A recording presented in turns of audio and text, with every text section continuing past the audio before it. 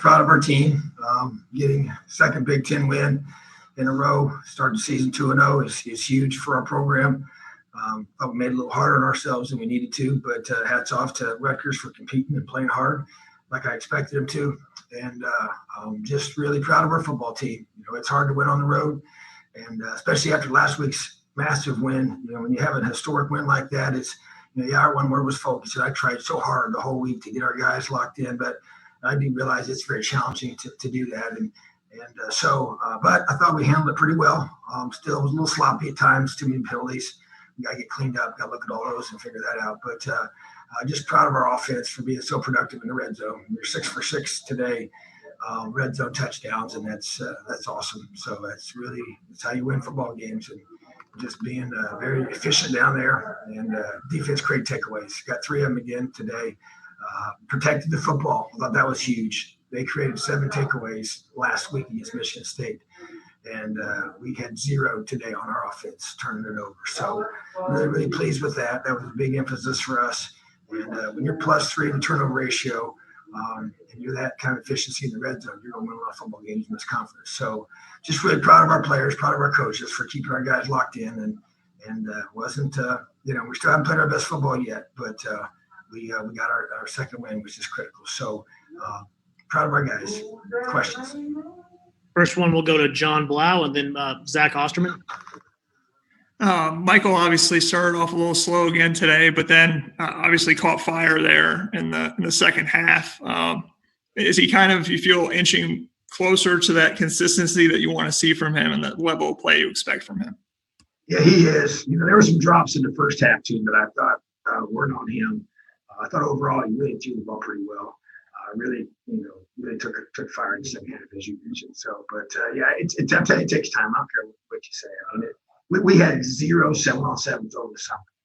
We weren't allowed to per protocol, with COVID issues with our team, and it just hurts you. It just does. You can say what you want, but that's a big deal now. And I knew it was going to take some time. And so I think what you saw at the end of last week and what you saw the majority of today, we just keep getting better. Our offensive line protected him better too, which is good. And we were able to run the football effectively when we needed to. So proud of Michael. He's an extremely talented young man that will continue to get better. Zach and then Bob Kravitz. Sorry, Tom, took a second to get unmuted. I think that the turnovers in particular and some of the sacks as well, and some of the big plays kind of down the stretch from that secondary, it's sort of a simplistic way of asking it, but I know that a lot of the guys at the back end there are guys that you've recruited, guys that have played a lot for you over the last 2 or 3 seasons. I guess just what's your trust level with your secondary at this point, and maybe even looking at them and saying, with or without they can make our pass rush with their coverage. They can make our pass rush bringing guys off the corner. They can kind of do a little bit of everything for our defense. Yeah, just really proud of them. I thought Coach Wallman did a great job mixing things up with our secondary and our coverages and trying to create pressures that way.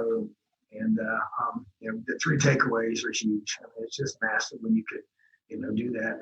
All 3 picks today, and they all came off pressures. And it's a talented secondary. It really is. It's a lot of different guys. Different ones step up different times at the safety position, the corner position, and just really proud of them. And we just got to keep getting better. We didn't.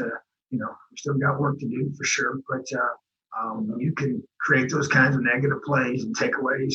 It kind of got our offense jump started. I think it kind of did. It did for sure, and that's huge. And on the road, without question. So I'm just really proud of our guys for being able to be a defense that creates game-changing plays.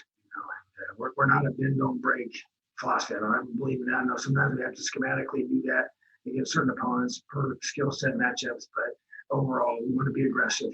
We want to create pressure on the quarterback, and whether it's attack or protection for bringing extra guys. So I think our DBs are talented enough to be able to play a little bit of a little bit of man, a little bit of zone, variations, all those, maybe a combination of both. So special group back there that Coach Shelby does a great job with the corners and Jason Jones with the safeties, and then Coach Teagard, Coach Zaleski. So got 3 coaches that work with that back end group, which is really proud of all those guys. Bob, and then Peaks.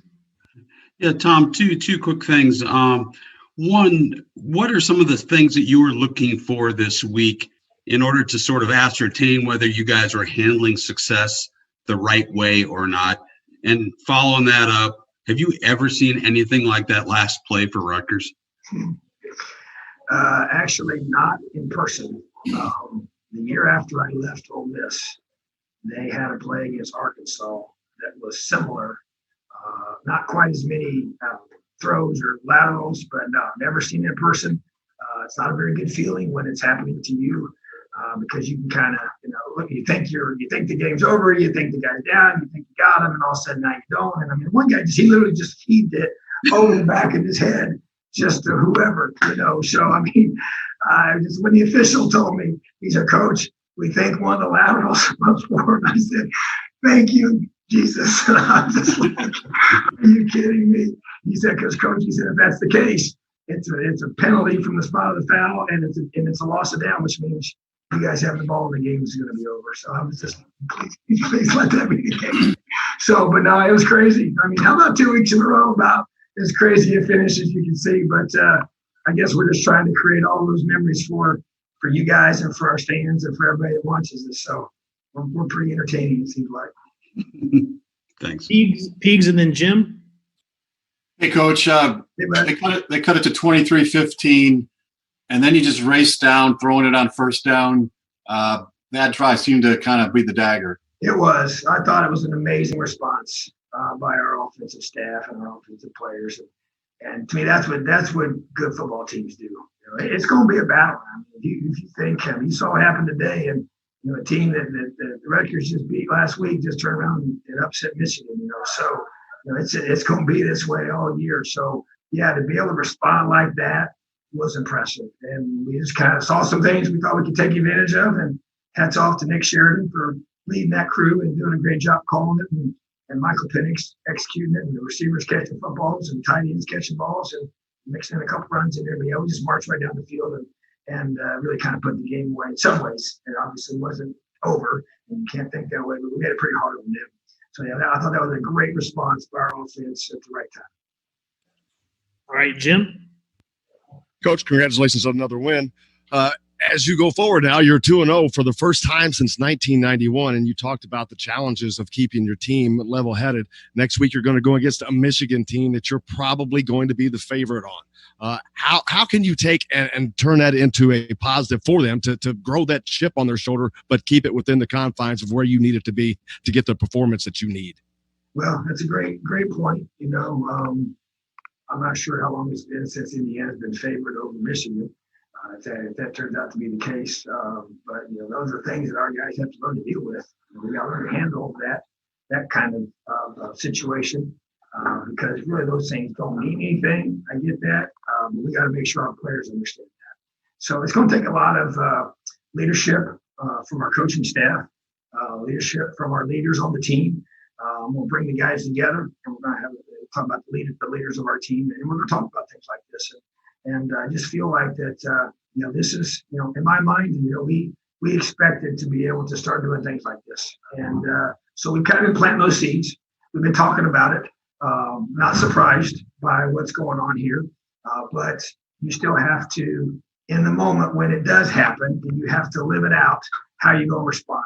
And so it's going to be critical. If we can continue to get better, if we can block out all the noise, and right now it's going to be positive noise, and we can just stay locked in, and we can live out our mission of being able to not blink.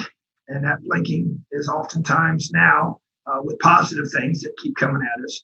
And so that allows us to be able to say, we don't care what happens. We're going to lock in, and we're going to stay focused on the task at hand. And we're going to get better, because there's a whole bunch of things we got to get better at. And so that helps. The film doesn't lie. And so, but I want us to see, I want to see us be a mature football team and learn how to handle success, because it's what we've been planning for, it's what we've been believing for, and now we're in the position where we have to respond that way. So, great question, and I'm excited to be able to handle this new challenge of putting our guys in position to keep playing well when you got off to a hot start. All right, thank you, Coach Allen. Hey, you're welcome, guys. I sure appreciate you. Have an awesome night. LEO.